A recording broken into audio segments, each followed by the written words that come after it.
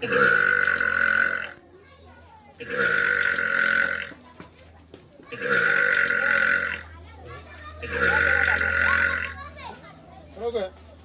Le quoi me dans le quoi le quoi.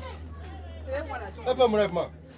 Elle pas de sourire ta peau. Elle m'a reçu le coup. Souvent dans mon côté où les jona. Hein? Il a foutu le quoi de mettre dans le. Souvent la dame va me rosser un peu du coup. Hein?